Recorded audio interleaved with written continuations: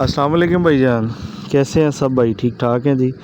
Prius है भाईजान 8/12/17 इस्लामाबाद की रजिस्टर्ड है गाड़ी। ठीक हो गया जी। गाड़ी का ABS बैटरीज वगैरह 100% है गाड़ी।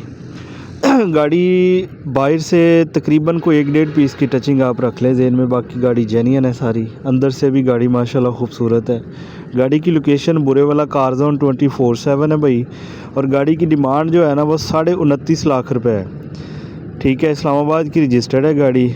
मौके पे को कमी पेशी हो जाएगी। जो भाई प्रियस के शौकीन है मुझसे रब्ता कर लें भाई, इंशाल्लाह कोशिश करेंगे कि भाई को गाड़ी बना के दें। ठीक हो गया। गाड़ी की लोकेशन बुरेवाला कार जोन 24/7 है। ठीक हो गया। अपना जिस भाई को चाहिए वो मुझसे रब्ता कर ले। बहुत शुक्रिया, जज़ाकल्लाह।